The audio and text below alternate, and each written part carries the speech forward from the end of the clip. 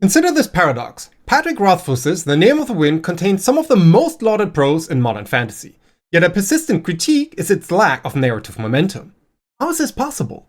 Well, it's proof of the devastating truth that you could be wasting hundreds of hours polishing the prose for a story that is structurally destined to fail, like decorating the rooms in a house slated for demolition. Now, this is not a conversation about making your sentences prettier. This is a deep dive into architectural engineering for writers who are ready to build something with true emotional depth. And to begin, we must draw a hard line in the sand between two warring forces in every manuscript. The two fundamental forces I am referring to exist within every manuscript, locked in a state of profound and misunderstood tension. I have come to call them the facade and the foundation. To build a story that resonates with emotional truth, we must first recognize their distinct functions and the hierarchy that governs them, because they are not equal partners in creation as so many believe. Instead, one is entirely and irrevocably dependent on the other for its very meaning and power. Let me begin with the more immediately seductive of the two forces, the facade. The facade is everything you can touch, see, and admire on the surface of the page. It encompasses the prose overall, such as the carefully chosen words or the intoxicating rhythm of your sentences. We can rewrite a single perfect sentence a dozen times and feel a profound sense of artistic accomplishment with each pass. This tactile quality makes it the default, often exclusive focus for countless aspiring writers. They become consumed with the search for their voice, a concept they frequently mistake for a stylistic quirk or a specific lexical preference. The facade is, in essence, the story's complete aesthetic presentation. It is what makes a reader pause, reread a paragraph, and marvel at the sheer beauty of the language itself. Critics will often quote these beautiful fragments in reviews, further cementing the cultural belief that sentence-level artistry is the highest form of storytelling. But now, let us journey beneath that shimmering, seductive surface, because the foundation is what I call narrative architecture. It represents the vast, invisible, load-bearing structure that gives the story its formidable strength and its ultimate emotional significance. It's here, within this unseen domain, where we find the character's emotional arc, a journey engineered with deliberate and irreversible points of transformation. This underlying architecture also defines the story's thematic purpose, the central, unifying question that the entire narrative is designed to explore. Without this meticulously designed framework, your plot easily becomes a sequence of occurrences rather than a meaningful progression. Characters start to wander through beautifully described settings, but their actions lack weight because they are not tethered to a central transformative journey. And now here in the confusion between these two forces is where the crisis begins for so many dedicated storytellers. When a manuscript feels inert or its characters feel like hollow puppets, the writer's diagnostic process is way too often tragically flawed. They instinctively turn their anxious attention to the most visible and controllable component, the prose. This misstep leads them down a maddening rabbit hole of line editing a broken first draft by endlessly polishing sentences in a chapter that is structurally adrift.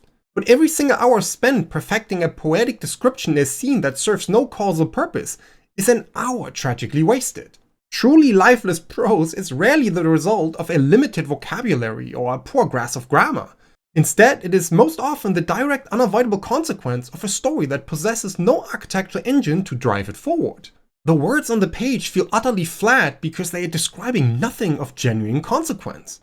And this critical misdiagnosis creates a devastating psychological feedback loop for the writer. They endlessly polish the facade, see no substantive improvement in the story's emotional impact, and tragically conclude they are simply not a talented enough artist.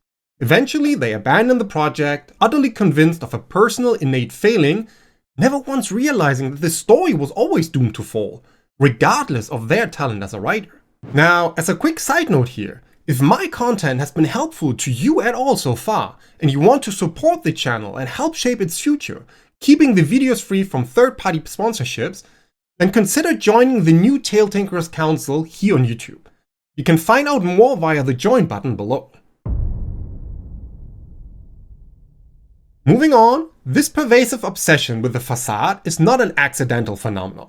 It is a deeply ingrained cultural inheritance, a philosophy absorbed through a kind of intellectual osmosis from the very way we are taught to revere literature. Our entire critical tradition, from the dusty lecture halls of academia to the most prestigious literary awards, is disproportionately focused on the celebration of the sentence-level artist. Critics build entire careers on their ability to dissect a stunning metaphor or trace the lyrical cadence of a single paragraph. This creates a powerful and seductive narrative that equates masterful storytelling with linguistic virtuosity. The story of the great author becomes the story of a wordsmith, a uniquely gifted individual who can arrange the same 26 letters in a way no one else can. This cultural bias is then compounded by a simple, unavoidable psychological reality. Writing a novel is an act of wrestling with pure, unbridled chaos. You are attempting to forge a coherent, emotionally resonant world from the formless void of your imagination. The process is intimidating, overwhelming, and profoundly uncertain. In the face of this monumental task, the human mind desperately seeks a locus of control, something tangible to grasp onto amidst the swirling fog of creation. Polishing a sentence provides that desperately needed anchor. It is an act with a clear beginning, a measurable process, and a satisfyingly concrete end. You can take a clumsy phrase and, through deliberate effort, make it elegant within a matter of minutes. And that immediate feedback loop is intoxicating, delivering a potent hit of perceived progress. Contrast this with the immense and often terrifying challenge of diagnosing a deep structural fracture in the second act of your novel. Such a problem is abstract and invisible to the naked eye. Its solution requires you to demolish entire sections of your narrative, rethink core character motivations, and re-engineer the causal chain of your plot. This work is slow, arduous, and offers no immediate gratification. Which brings us to the true antagonist of our story, which isn't poor craftsmanship or lack of talent. The genuine enemy is a myth that has been romanticized for centuries. The belief that a great story is the product of some mysterious divine inspiration rather than an act of deliberate, intelligent design. I call this systemic flaw blueprint deficiency. The belief that structure is a cage is perhaps the single most destructive myth in the entire world of storytelling. A true narrative architect understands the opposite. Structure is not a cage that restricts creativity. It is a compass that allows you to wander without getting lost. It is a foundational blueprint that gives you the absolute freedom to discover, to improvise, and to play, secure in the knowledge that your explorations are all tethered to a strong enough core. Without that blueprint, you are not an artist engaged in discovery. You are simply a person who is lost in the woods, mistaking the act of wandering in circles for the act of making a journey. The pain of the saggy middle that so many writers face is the pain of an architect realizing halfway through construction that they have no idea what the building is for. And the anxiety of writer's block is the anxiety of a navigator who has been thrown into the middle of the ocean without a star to guide them home. These are not failures of inspiration. They are failures of architecture. Now, this pattern of architectural failure is not just some made-up theory. It is a ghost that haunts the shelves of every bookstore, a systemic weakness visible in countless ambitious projects that possess a beautiful surface but a hollow core. We see its devastating effects in novels with breathtaking worlds where nothing of genuine consequence ever seems to happen. Consider Christopher Paolini's Eragon, a story that launched a global phenomenon. Here, the facade is immensely appealing, built from some of the most resonant tropes in fantasy. A humble farm boy, a dragon egg, an ancient order of riders, and a tyrannical empire. Its world is vast, the lore is deep, and the promise of epic adventure is palpable from the very first page. Yet the narrative architecture suffers from a critical recurring flaw. For long meandering stretches of the story, the protagonist is fundamentally a passive observer. He's a character to whom the plot happens, rather than a character whose choices ignite the engine of the plot. Events wash over him like a current, carrying him from one location to the next. Eragon is chased from his home, he's rescued by a mysterious storyteller, he is guided to the resistance, he's trained by others. Each step of his journey feels less like a decision and more like a reaction. And this creates a critical failure in the load-bearing pillar of protagonist agency. Because the causal chain is triggered by external forces instead of the hero's internal desires and subsequent choices, the story forfeits its potential for deep emotional resonance. We are watching a beautifully rendered tour of a fantasy world, but the person leading the tour feels like a passenger in his own story. The magnificent story that he writes has more narrative drive than he does, leaving us with a story that, despite its commercial success, could have been so much more. But with that said, moving on, we have the second, more subtle form of architectural collapse. This occurs in stories that possess a brilliant premise and an utterly captivating voice, but dissolve into a meandering, repetitive second act. And Patrick Rothfuss's The Name of the Wind stands as perhaps the most famous modern example of this phenomenon. Its facade is a masterwork, celebrated by critics and readers alike for having some of the arguably most beautiful lyrical prose in the entire fantasy genre. The voice of the protagonist Quoth is magnetic, drawing you into his world with wit, tragedy, and charm. You can open the book to almost any page and find a sentence worth admiring. But the novel's foundation is the subject of persistent and valid critique. A story's central conflict must escalate with each major sequence, raising the stakes and forcing the protagonist closer to a final transformative confrontation. And The Name of the Wind establishes a powerful core objective early on: Quoth's desperate search for the Chandrian, the mythical demons who murdered his family. This quest should architecturally serve as the story's structural spine, but instead of actually fulfilling that, the narrative frequently abandons the spine for extended periods. It wanders through a series of beautifully rendered but episodic adventures at a magical university or in a sprawling city. These episodes, while exquisitely written, often fail to connect back to the central plot in a meaningful causal way. They do not consistently escalate the core conflict or force Quoth into irreversible choices that advance his primary mission. And ultimately, this results in a form of structural paralysis. The narrative's forward momentum is simply sacrificed for a series of lateral, often circular movements. And what you are left with is the profound frustrating sense of a journey that is all journey and no destination. Which brings us to the great trap. When a writer senses one of these deep structural failures in their own manuscript, their instinct is often to fix the problem with the only tools they trust, the tools of the facade. Their conventional attempts to solve these architectural crises only serve to make the underlying problems worse though. To fix the passive protagonist, the writer desperately adds more spectacular external events. A forgotten prophecy is suddenly discovered. A much larger, more terrifying monster attacks the hero's camp. A powerful magical artifact is conveniently placed in their path. Each of these solutions is just more plot happening to the hero. What it does is doubling down on the original flaw, reinforcing the character's reactivity and further distancing them from the driver's seat of their own story. And that's just the first mistake in attempting to fix these architectural issues. Because to fix the sagging meandering middle, the writer then might inject a shocking unearned plot twist, which could be a trusted mentor revealed to be a traitor or a long-lost sibling suddenly appearing out of nowhere. This approach confuses surprise with tension. A genuine plot twist is the inevitable but unexpected consequence of previously established character choices and plot mechanics. It feels earned. An unearned twist, however, is a temporary jolt of narrative caffeine that does nothing to solve the underlying lack of causal momentum. It provides a fleeting moment of excitement before the story resumes its aimless wandering, leaving the reader feeling manipulated rather than engaged. And the fixes to the thematic hollowness of too many ambitious epics is no less troublesome though. Here, writers often tend to add characters who deliver long philosophical monologues. Wise old wizards or cynical anti-heroes will pause the action to explicitly state the author's message about the nature of war, the futility of power, or the meaning of honor. They attempt to inject meaning by having characters talk about it. But the only thing this does is mistake intellectual summary for emotional embodiment. A story's theme is not what its characters say, it is what its protagonist is forced to do. It is in the universal truth revealed through the crucible of their irreversible choices.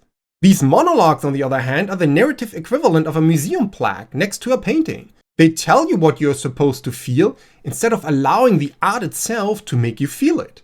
Each of these solutions is just more facade.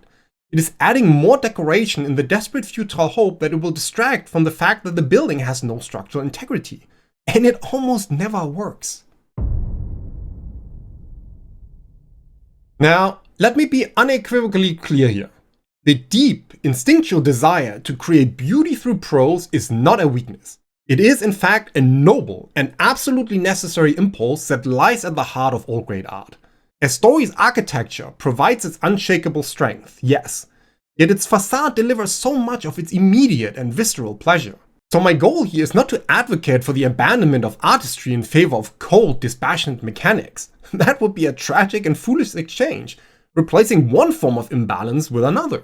The true intent behind laboring over a perfect sentence is to craft a powerful, resonant experience for the reader. This goal is not only valid, it is the entire point of the endeavor. But that profound experience is rendered utterly impossible without an underlying structure engineered to support and channel it. Prose, no matter how magnificent, requires a vessel of meaning to contain its power within a story. Without that vessel, its beauty evaporates, becoming a shimmering but transient mist. It is the difference between a meticulously cut diamond and a handful of glittering dust. Both may sparkle, but only one has the integrity to capture and refract light in a way that reveals its true breathtaking fire. So we must honor the instinct of the artist, yes. We must cherish the drive for linguistic elegance, and then we must give that elegance a worthy structure upon which to reside, a foundation strong enough to let its beauty shine with purpose. The true hidden cost of blueprint deficiency is something far more devastating than just a few mediocre books on a shelf. How many potential world-changing stories, how many characters who could have become dear friends to millions of readers, are now permanently locked away in the digital graveyard of an abandoned Word document? How many writers have given up on their art entirely, convinced they are imposters, when the only crime they ever committed was attempting to build something magnificent without first learning the principles of architecture? This systemic failure creates a wound that is far deeper than disappointment. It kills the very desire to create. The path forward requires us to gently set aside the romantic but ultimately limiting role of the writer who waits for inspiration to strike, and instead we must adopt the discipline and the profound power of the narrative architect. As an architect, we must study masterworks not merely to admire their beauty, but to reverse engineer their success. We must move beyond a reader's passive appreciation and adopt the forensic eye of a builder, looking past the facade to understand the load-bearing principles that give a structure its timeless integrity. So let me now show you two profoundly different yet architecturally masterful stories to see these principles in action. Our first model is a cultural phenomenon, a lightning rod for critical debate and a perfect case study in the raw power of relentless narrative engine, Rebecca Yarrow's Fourth Wing. This book has generated immense discussion, much of it centered on its facade. Many literary critics point to its modern, accessible prose and its distinctly contemporary dialogue as a failure of high-minded craft. I will even go a step further for the sake of our analysis. I disliked major parts of this book. My own personal taste did not align with a number of its core aesthetic choices, particularly the specific execution of its romantic and erotic elements. While I'm not against such elements in general, the way Yarros included these components simply did not appeal to my specific reader sensibilities. And yet, despite all of this, I had no choice but to finish the book. Moreover, I finished it with a speed and compulsive focus that left me baffled beyond explanation. Why did this happen? Well, the reason is that the novel's foundation is an undeniable, brutally efficient work of narrative architecture. Its internal structure is so relentlessly propulsive, built upon such a rock-solid skeleton of clear stakes and emotional urgency, that it generates an almost gravitational momentum. From the very first chapter, the external conflict is established with lethal simplicity. Survive a military college designed to kill the weak. That's not a vague or abstract goal. Every single day presents a new tangible life-or-death threat, from crossing a deadly parapet to bonding with a dragon that might incinerate you for being unworthy. This high-stakes external plot functions like a powerful piston, driving the story forward with every single scene. But the true genius of its architecture lies in how this external engine fires in perfect synchronized unison with the protagonist's internal emotional struggle. Violet Sorrengale is physically frail, pushed into this brutal environment against her will by a powerful mother who sees her daughter's weakness as a strain on the family's honor. Therefore, every external test of survival, whether a fight, physical challenge, or dragonflight, simultaneously becomes an internal test of her self-worth. Each interpersonal conflict with her rivals or her love interest forces her to confront her own perceived inadequacies and a desperate need for validation. The external plot machinery exists for the sole purpose of forcing her internal transformation, from someone who believes she is fragile into someone who understands her strength is simply different. This creates a story where the facade and the foundation are in a state of productive tension. Even if you find yourself disliking the prose or a specific trope, you cannot stop turning the pages. You are compelled to continue because the load-bearing pillars of the protagonist's journey are positioned so incredibly well. Both bring proofs that a story with a powerful enough engine will drag a reader, willingly or not, all the way to the finish line, even if they are not a fan of the paint job. But with that said, not all stories are built that way. Others succeed with a different approach altogether. So let's now turn our attention to a second, very different model of architectural excellence. Brandon Sanderson is an author who is often and correctly described as an engineer of narrative systems.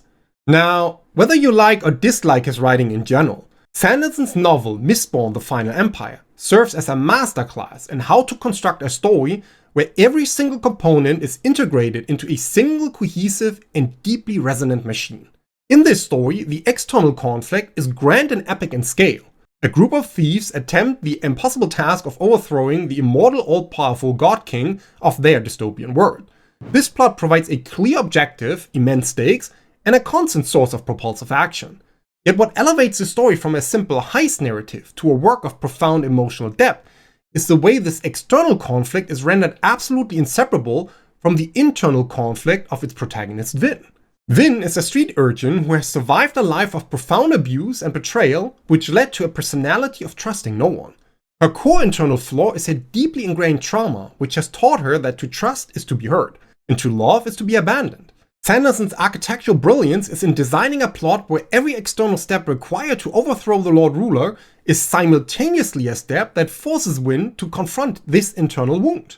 To succeed in the external mission, she must infiltrate the decadent balls of high society. This forces an interpersonal conflict where she must learn to trust her mentor Kelsier and the other members of her crew, relying on them to teach her how to act like a noblewoman. That interpersonal reliance in turn directly triggers her internal crisis, as her every instinct screams that trusting these people will lead to her eventual ruin.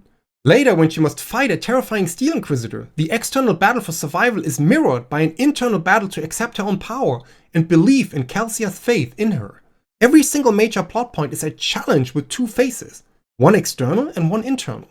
It is hard to find a scene of consequence in the entire novel where the plot serves only itself. All of it, every piece of intricate world building and every spectacular action sequence, is ultimately machinery designed to facilitate and test Vin's emotional transformation. This is a hallmark of a true narrative architect. It is the understanding that a plot is a crucible and character is the steel that is forged within it. These two examples of success, though stylistically divergent, reveal a set of common underlying blueprints.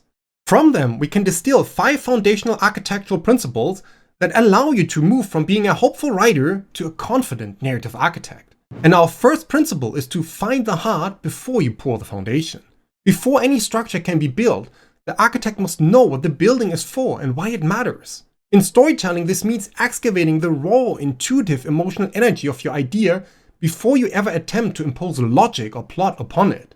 I use a specific diagnostic tool for this purpose, an instrument I call the Spark document. This document is engineered to bypass your internal editor and capture the story's essential DNA, while it is still in its most potent untamed state. It functions through 3 primary lenses of inquiry. The first lens is the core image, which isolates the single haunting sensory visual that first sparked the story into being in your mind's eye, like a frozen throne or a lone silver tree in a field of ash.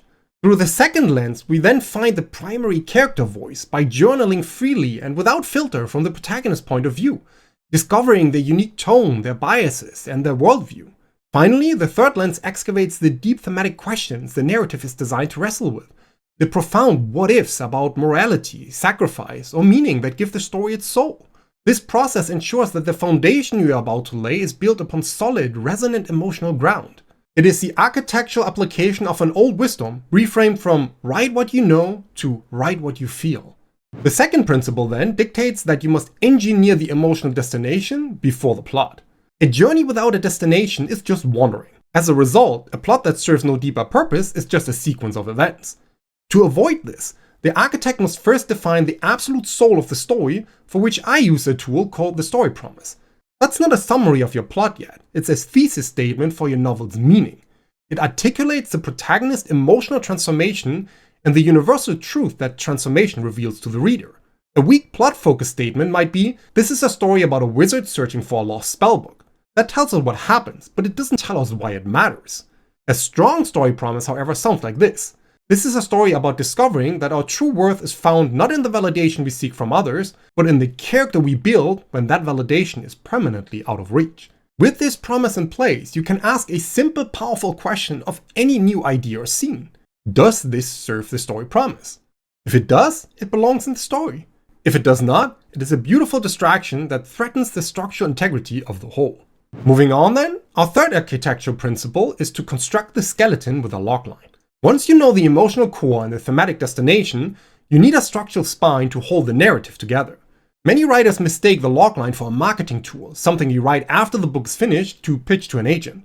Personally, I believe it to be more than a simple sales pitch. I see it as one of the most powerful diagnostic tools an architect possesses. A properly constructed logline acts as a second filter for all new ideas, locking your plot into a causal chain and preventing the aimless wandering that leads to structural paralysis. My own default framework has 5 essential mechanical parts, and combined, it looks like this. When inciting incident happens to protagonist, they must objective or else stakes, but obstacle stands in the way. This formula forces you to define the essential engine of your conflict before you write a single chapter. It ensures your protagonist is active, not passive. It clarifies what they want, why they want it, and what will happen if they fail. And most critically, it identifies the central obstacle that will generate the most meaningful conflict. So this is not a cage that limits your creativity. It is the skeletal system that gives your story form, strength, and the ability to move with purpose. Which brings us to the fourth principle. Install the engine with the conflict triangle. To create relentless narrative drive and profound emotional depth, every major event in your story must connect 2, ideally all 3 distinct layers of conflict. A scene that operates on only one level will more often than not feel thin and emotionally weightless. So the architect's job is to ensure these 3 layers fire in perfect unison, creating a chain reaction of meaning. The first layer is the external conflict, which is the tangible, visible plot obstacle like crossing a broken bridge while under enemy fire or stealing a document from a heavily guarded vault. This external event should be linked to the second layer, the interpersonal conflict, creating friction between your characters. If the external conflict happens first, then the argument about the safest way to cross the bridge could reveal a deep-seated lack of trust between 2 companions. Lastly then, the third layer, the internal conflict, might be activated as this interpersonal friction triggers the protagonist's core flaw or wound. Perhaps their arrogance makes them dismiss their companion's safer plan, a choice that will have devastating consequences.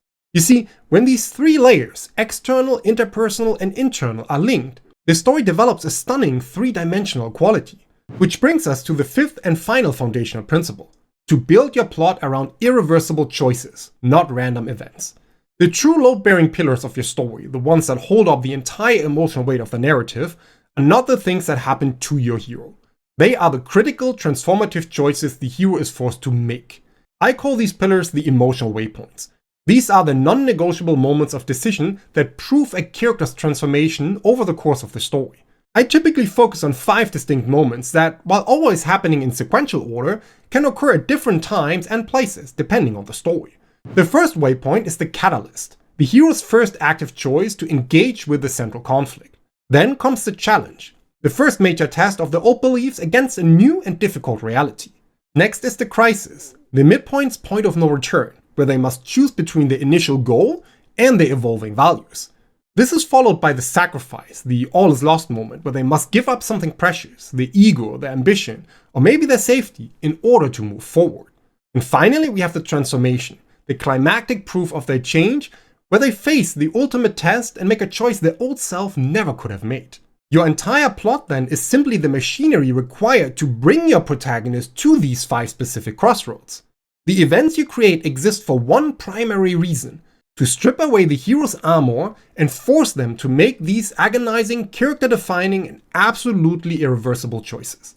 And in doing so, it ensures your narrative is not just an entertaining series of happenings, but a powerful, purposeful journey of human change. Now, it's time to return to the central, unassailable thesis of our entire discussion. Even the best fantasy prose cannot fix a broken plot. I hope that you now understand that prose is the specific language you choose to articulate the character's journey of transformation. Its purpose is to give voice and texture to that profound internal movement. If that journey has not been deliberately and intelligently designed, then our most beautiful words are in fact describing nothing of consequence. The profound emotional resonance a reader feels is rarely a response to a single pretty sentence isolated from its context. What they experience is a deep systemic reaction to a sound, elegant, and purposeful structure that the sentence merely illuminates. But with that said, if you understand this, you next must confront the most dangerous question of all. What should I build? Is your story an artifact forged from a unique vision, or just a bland product assembled from market data? Watch this video here next to determine the outcome of the battle for the soul of your story.